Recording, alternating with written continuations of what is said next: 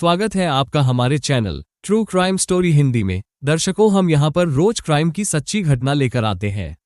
आप पहली बार हमारे चैनल पर आए हैं तो कृपया चैनल को सब्सक्राइब जरूर करें। चलिए शुरू करते हैं आज की सच्ची घटना। वासना की आग ऐसी भड़की कि पति पत्नी के उस रिश्ते को भी भूल गई जिसके लिए 12 साल पहले उसने 7 जन्मों का बंधन निभाने का वादा किया था। उसने प्रेमी संग मिलकर पति की हत्या कर डाली। प्रेमी ने योजना तो ऐसी बनाई थी कि पति की हत्या में मायके वाले ही फंस जाएं और वह प्रेमिका संग मौज मनाता रहे। लेकिन उनके मंसूबों पर तब पानी फिर गया जब उनकी कॉल डिटेल्स में 1300 बार बातचीत करने का पता चला। 35 वर्षीय दिलीप कुमार पाठक बिहार के बेगूसराय जिले के थाना तेघरा के गांव रानीटोल में अपनी ससुराल आया था। उसकी पत्नी काजल उर्फ कंचन एकलौते बेटे अंश को लेकर सालों से मायके में रह रही थी। अंश मामा के घर रहकर ही पढ़ता था। काजल भी वहीं रहते हुए एक नर्सरी स्कूल में पढ़ाती थी। वैसे भी दिलीप की माली हालत ठीक नहीं थी। वो प्रॉपर्टी डीलिंग का काम करता था। प्रॉपर्टी डीलिंग के इस धंधे में उसने अपनी सारी जमा पूंजी लगा दी थी। इस धंधे में उसे इतना घाटा हुआ था कि वो पैसे के लिए मोहताज हो गया था। अपनी स्थिति सुधारने के लिए ही उसने पत्नी और बेटे को ससुराल भेजा था। उसने सोचा था कि जब तक हाथ खाली है तब तक पत्नी और बच्चे को मायके में रहने दे। पैसों का थोड़ा इंतजाम हो जाने के बाद उन्हें वापस बुला लेगा। इसीलिए उसने काजल और बेटे अंश को रहने के लिए ससुराल भेज दिया था। उस दिन 25 नवंबर 2017 की तारीख थी। शाम 6:30 बजे के करीब दिलीप घर से अकेला ही बेटे की कॉपी खरीदने चौर बाजार के लिए निकला। उसने पत्नी से कहा कि कॉपी खरीदकर थोड़ी देर में लौट आएगा। उसे घर से निकले काफी देर हो चुकी थी। देखते देखते रात के 10 बज गए, लेकिन दिलीप लौटकर घर नहीं आया। इससे काजल और अंश दोनों परेशान हो गए। दोनों की समझ में नहीं आ रहा था कि वे क्या करें। इतनी रात गए उसे कहाँ ढूंढें। परेशान काजल को जब कुछ नहीं सूझा तो उसने देवर विनीत के पास ससुराल फोन करके पूछा कि दिलीप वहां तो नहीं गए हैं। शाम 5 बजे के करीब बाजार जाने के लिए कहकर घर से पैदल ही निकले थे, लेकिन अभी तक लौटकर नहीं आए। मेरा तो सोच सोच कर दिल बैठा जा रहा है।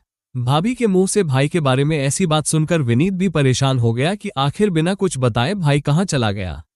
फिर उसने बड़े भाई दिलीप के फोन पर कॉल की तो उसका फोन स्विच्ड ऑफ था। उसने कई बार उससे बात करने की कोशिश की लेकिन हर बार फोन बंद मिला। आखिर उसने यह बात घर वालों को भी बता दी। दिलीप के घर वाले जिला समस्तीपुर में रहते थे। वहां से बेगूसराय थोड़ी दूरी पर था। विनीत ने सोचा अब तो सुबह ही कुछ हो सकता है। उसने रात तो जैसे तैसे काट ली। सुबह होते ही वो भाई का पता लगाने रानीटोल पहुंच गया। वहां पहुंचकर उसे पता चला कि रानीटोल से सटी बूढ़ी गंडक नदी के किनारे हृष्टपुष्ट गोरे रंग और औसत कदकाठी के एक युवक की लाश पाई गई है। लाश का जो हुलिया बताया जा रहा था वो काफी कुछ उसके भाई दिलीप से मेल खा रहा था। ये सुनकर विनीत थोड़ा विचलित हो गया कि कहीं लाश भाई की तो नहीं है। हो सकता है उसके साथ कोई घटना घट गई हो। जितनी भी जल्दी हो सकता था वो मौके पर पहुंच गया। वहां काफी भीड़ जमा थी। भीड़ को चीरता हुआ वो लाश तक पहुंच गया। लाश दाईं करवट पड़ी थी। हत्यारों ने उसकी गर्दन पर किसी तेज धारदार हथियार से पीछे से वार किया था। पास ही पूजा की सामग्री पड़ी थी और लाश के ऊपर अधखुली पीली मखमली चादर पड़ी थी। ऐसा लग रहा था जैसे मृतक जब पूजा कर रहा था तभी हत्यारे ने मौका देखकर उस पर पीछे से वार कर दिया हो। विनीत लाश देखकर पहचान गया कि लाश उसके भाई की है। वो भाई की लाश से लिपट कर बिलक बिलक कर रोने लगा। गांव वाले भी लाश को देखते ही पहचान गए थे कि काजल के पति दिलीप की लाश है। जैसे ही काजल को पति की हत्या की सूचना मिली तो वो गश खाकर गिर गई। घर में रोना पीटना शुरू हो गया। घर वाले वहां पहुंच गए जहां दामाद का शव पड़ा था। जहां से दिलीप का शव बरामद हुआ था वो इलाका समस्तीपुर जिले के थाना मुफस्सिल में पड़ता था। थाना मुफस्सिल को घटना की सूचना मिल चुकी थी। थाना प्रभारी पवन सिंह पुलिस टीम के साथ मौके पर पहुंच गए थे।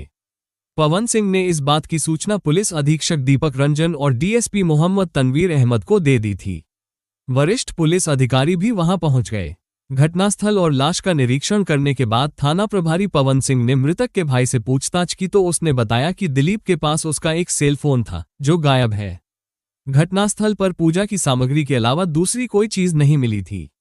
पुलिस ने पूजा सामग्री और चादर अपने कब्जे में ले ली। कागजी कार्रवाई करने के बाद लाश पोस्टमार्टम के लिए भेज दी गई। फिर पुलिस थाने लौट आई। विनीत ने अपने भाई दिलीप की हत्या की तहरीर थाने में दे दी, जिसके आधार पर पुलिस ने आईपीसी की धारा 302(34) के तहत अज्ञात हत्यारों के खिलाफ मुकदमा दर्ज करके जांच शुरू कर दी। दिलीप पाठक हत्याकांड का खुलासा करने के लिए एसपी दीपक रंजन ने डीएसपी तनवीर अहमद के नेतृत्व में एक टीम गठित कर दी। डीएसपी तनवीर अहमद ने घटनास्थल का दौरा करके स्थिति को समझने की कोशिश की। परिस्थितियां बता रही थी कि हत्या के इस मामले में मृतक का कोई अपना ही शामिल था। वो कौन था, इसका पता लगाना जरूरी था। पुलिस ने मृतक के भाई विनीत पाठक से दिलीप की किसी से दुश्मनी के बारे में पूछा तो उसने बताया कि उसकी किसी से कोई दुश्मनी नहीं थी। काजल ने भी यही कहा। इसी दौरान एक मुखबिर ने चौंकाने वाली जानकारी दी। उसने बताया कि दिलीप और उसकी पत्नी काजल के बीच काफी मनमुटाव चल रहा था। प्रारंभिक जांच के दौरान तनवीर अहमद को काजल की हरकतें खटकी भी थीं, लेकिन उसके खिलाफ कोई ठोस सबूत नहीं थे, इसलिए उन्होंने उससे सीधे बात करना ठीक नहीं समझा था। डीएसपी मोहम्मद तनवीर अहमद ने दिलीप और काजल के मोबाइल की कॉल डिटेल्स निकलवाए। काजल के फोन की डिटेल्स देखकर उनके होश उड़ गए। उसके फोन पर 1.5 महीने में एक ही नंबर से 1300 फोन आए थे। कई कॉल तो ऐसी थीं जिनमें उसी नंबर से 2 से 3 घंटे तक बातचीत की गई थी। यह नंबर पुलिस के शक के दायरे में आ गया। पुलिस ने उस नंबर की कॉल डिटेल्स निकलवाई तो वह नंबर लक्ष्मण कुमार पासवान, निवासी रातगांव करारी, थाना तेघरा, जिला बेगूसराय का निकला। पुलिस ने बिना समय गंवाए उसी दिन लक्ष्मण के घर पर दबिश दी और उसे पूछताछ के लिए थाने ले आए। पूछताछ में लक्ष्मण टूट गया। उसने अपना अपराध स्वीकार करते हुए बताया कि उसने काजल के कहने पर उसके पति दिलीप की हत्या की थी।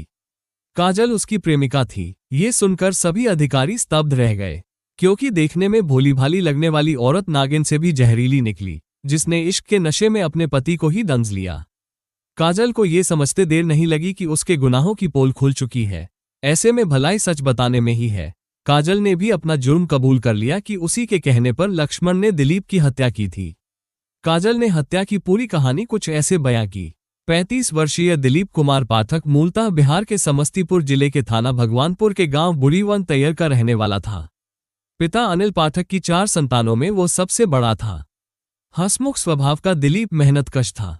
उसने प्रॉपर्टी डीलिंग का काम शुरू किया था। उसका ये धंधा सही चल निकला था। दिलीप अपने पैरों पर खड़ा हो चुका था और ईमानदारी से पैसा कमा रहा था। पिता ने 12 साल पहले उसकी शादी बेगूसराय के तेघरा, रानीटोल की रहने वाली काजल के साथ कर दी थी। शादी के कई साल बाद उसके घर में एक बेटा पैदा हुआ, जिसका नाम अंश रखा गया। समय के साथ प्रॉपर्टी के धंधे में दिलीप को काफी नुकसान हुआ। इसके बाद उसका धंधा धीरे धीरे और भी मंदा होता गया। स्थिति यह आई कि प्रॉपर्टी के बिजनेस में उसने जितनी पूंजी लगाई थी, सब डूब गई। ये करीब 3 साल पहले की बात है। पति की माली हालत खराब देख काजल बेटे को लेकर अपने मायके रानीटोल चली गई और वहीं मां बाप के साथ रहने लगी। पत्नी का ये रवैया दिलीप को काफी खला, क्योंकि मुसीबत के वक्त साथ देने के बजाय वो उसे अकेला छोड़कर चली गई। वो मन मसोस कर रह गया और सब कुछ वक्त पर छोड़ दिया। उधर काजल ने बेटे को वहीं के एक कॉन्वेंट स्कूल में पढ़ाना शुरू कर दिया। दिलीप बीच बीच में पत्नी और बेटे से मिलने ससुराल जाता रहता था। ससुराल में 1 से 2 दिन रहकर वो अपने घर लौट आता था। अंश जिस कॉन्वेंट स्कूल में पढ़ता था, वहां की किताबें भाषा में काफी मुश्किल होती थी। कभी कभी अंग्रेजी के कुछ शब्दों के अर्थ काजल को भी पता नहीं होते थे, जबकि वो अच्छी भली पढ़ी लिखी थी। बेटे की पढ़ाई में कोई परेशानी न आए, इसलिए उसने अंश के लिए घर पर ही एक ट्यूटर लगा दिया। ये पिछले साल जुलाई अगस्त की बात है। ट्यूटर का नाम लक्ष्मण कुमार पासवान था। रातगांव करारी का रहने वाला 21 वर्षीय लक्ष्मण कुमार एकदम साधारण शक्ल सूरत और सांवले रंग का युवक था। लक्ष्मण की वाक्पटुता से काजल काफी प्रभावित थी। अंश को भी वो खूब मन लगाकर पढ़ाता था। थोड़े ही दिनों में लक्ष्मण उस परिवार का हिस्सा बन गया। बेटे को पढ़ाते समय काजल लक्ष्मण के पास ही बैठी रहती थी। लक्ष्मण जवान था, ऊपर से कुंवारा भी। जब काजल उस कमरे में आकर बैठती थी जिसमें वो अंश को पढ़ाता था, तो लक्ष्मण उसे कनखियों से निहारता रहता था। काजल भी लक्ष्मण के पास बैठने के लिए बेकरार रहती थी। एक दिन लक्ष्मण अंश को ट्यूशन पढ़ाने उसके घर पहुंचा। उस समय शाम का वक्त था। उस रोज काजल काफी परेशान थी। उसने अपने दुखों का पिटारा उसके सामने खोल कर रख दिया। लक्ष्मण काजल की दुख भरी व्यथा सुनकर भावनाओं में बह गया। काजल ने उससे कहा कि वो उसके लिए कोई छोटी मोटी नौकरी ढूंढने में मदद करे। लक्ष्मण मना नहीं कर सका। बाद में लक्ष्मण ने अपने एक परिचित के माध्यम से एक नर्सरी स्कूल में उसे अध्यापिका की नौकरी दिलवा दी। काजल लक्ष्मण के एहसानों की कायल थी। धीरे धीरे वो उसकी ओर झुकती गई। लक्ष्मण भी उसकी ओर आकर्षित होता गया। धीरे धीरे दोनों में प्यार हो गया। प्यार भी ऐसा कि एक दूसरे को देखे बिना रह न सके। ये बात भी जुलाई अगस्त 2016 की है। 2 महीने के प्यार के बाद लक्ष्मण और काजल ने चुपके से मंदिर में विवाह कर लिया। काजल ने इसकी भनक किसी को नहीं लगने दी, पति तक को नहीं। 9 वर्ष का अंश भले ही छोटा था, लेकिन उसमें इतनी अक्ल थी कि वो अच्छे और बुरे में फर्क महसूस कर सके। उसने अपनी मम्मी और ट्यूटर के बीच के रिश्तों को महसूस कर लिया था।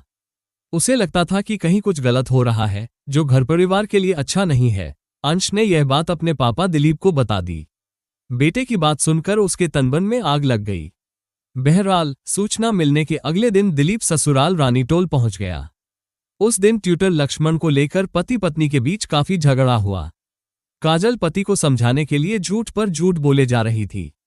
उसने सफाई देते हुए कहा कि उसके और लक्ष्मण के बीच कोई संबंध नहीं है। लक्ष्मण को उसने बेटे को ट्यूशन पढ़ाने के लिए रखा है। ट्यूटर आता है और बच्चे को ट्यूशन पढ़ाकर चला जाता है। उस रोज काजल अपने त्रिया चरित्र के दम पर पति को काबू करने में कामयाब हो गई थी। जैसे तैसे मामला शांत तो हो गया, लेकिन दिलीप पत्नी पर नजर रखने लगा। पति को उस पर शक हो गया है। काजल ने यह बात लक्ष्मण को फोन करके बता दी थी। उसने लक्ष्मण को ये कहते हुए सावधान कर दिया था कि पति जब तक घर पर रहे तब तक वो बच्चे को ट्यूशन पढ़ाने भी ना आए। लक्ष्मण उसकी बात मान गया और वैसा ही किया जैसा उसने करने को कहा था। काजल लक्ष्मण से मिलने के लिए बेचैन रहती थी। पति के रहते उनके मिलन में बाधा पड़ रही थी। काजल से लक्ष्मण की जुदाई बर्दाश्त नहीं हो रही थी।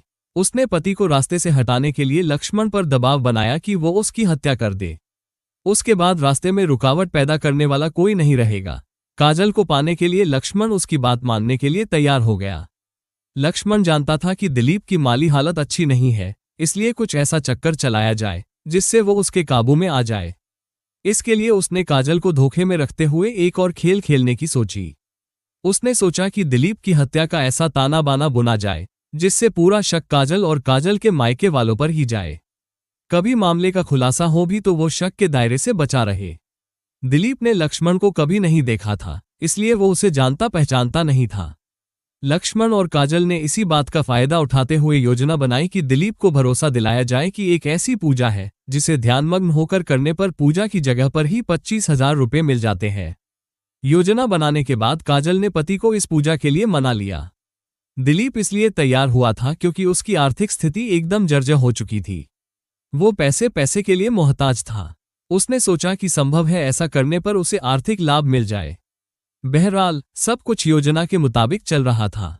काजल ने 25 नवंबर 2017 को दिन में एक तेज धार वाला गंडासा दिलीप की मोटरसाइकिल की डिक्की में छिपा कर रख दिया। उसने यह बात फोन करके लक्ष्मण को बता दी। अब केवल योजना को अमलीजामा पहनाना बाकी था। लक्ष्मण ने काजल को भरोसा दिलाया कि आज काम तमाम हो जाएगा। 25 नवंबर की शाम 6:30 बजे के करीब दिलीप बेटे के लिए कॉपी खरीदने के लिए घर से अकेला निकला।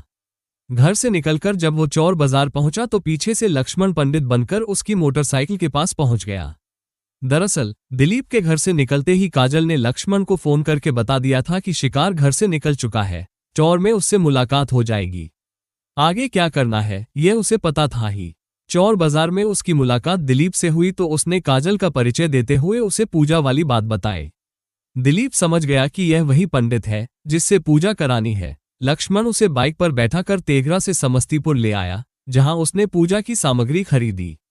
सामग्री खरीदने के बाद वो दिलीप को लेकर मोटरसाइकिल से रानीटोल स्थित माधोपुर बूढ़ी गंडक नदी के किनारे पहुंच गया। यह इलाका जिला समस्तीपुर में आता था। योजना के अनुसार लक्ष्मण ने पहले दिलीप से पूजा करवाई। पूजा की प्रारंभिक विधि समाप्त होने के बाद उसने पैसे पाने के लिए दिलीप से 15 मिनट तक आंखें बंद कर ध्यानमग्न होने को कहा। साथ ये भी कहा कि आंखें बंद करने के बाद ही पैसे मिलेंगे। दिलीप ध्यानमग्न हो गया। तभी लक्ष्मण बाइक की डिक्की में रखा धारदार गंडासा ले आया। उसने पीछे से दिलीप की गर्दन पर जोरदार वार किया। गर्दन कटने से दिलीप की मौके पर ही मौत हो गई। दिलीप की हत्या करने के बाद लक्ष्मण वहां से बाइक से वापस बेगूसराय लौट गया। बेगूसराय जाते वक्त लक्ष्मण ने दिलीप का मोबाइल फोन गुरुवारा चौर की झाड़ियों में फेंक दिया। वहां से आगे जाकर उसने गंडासा दलसिंह सराय के पास NH 28 के किनारे एक झाड़ी में फेंक दिया ताकि पुलिस उस तक कभी न पहुंच सके। इत्मीनान होने के बाद वो मोटरसाइकिल लेकर प्रेमिका काजल के घर रानीटोल पहुंचा। काजल उसके आने का बड़ी बेसब्री से इंतजार कर रही थी। लक्ष्मण को देखते ही उसका चेहरा खुशी से खिल उठा। घर में सभी सो गए थे। उसने दबे पांव मोटरसाइकिल बरामदे में चढ़ा दी। उस वक्त रात के करीब 10 बज रहे थे। मोटरसाइकिल खड़ी करवाने के बाद काजल ऊपर खाली पड़े कमरे में गई तो पीछे पीछे लक्ष्मण भी हो लिया। वहां दोनों एक दूसरे की बाहों में समा गए। बाद में लक्ष्मण अपने घर चला गया। दोनों के रास्ते का रोड़ा साफ हो चुका था। दोनों ये सोचकर खुश थे कि पुलिस उन तक कभी नहीं पहुंच पाएगी। लेकिन कानून के लंबे हाथों ने उनके मंसूबों पर पानी फेर दिया और दोनों वहां पहुंच गए जहां उनका असली ठिकाना था, यानी जेल की सलाखों के पीछे। अंश अपने दादा अनिल के साथ अपने पैतृक गांव बूढ़ीवन आ गया और दादा दादी के साथ रह रहा है। मिलते हैं दर्शकों एक और सच्ची कहानी लेकर। तब तक अपना ख्याल रखें और जुर्म के खिलाफ लड़ने की इस मुहिम में हमारा साथ देने के लिए कृपया चैनल को सब्सक्राइब और वीडियो को लाइक जरूर करें। जय हिंद।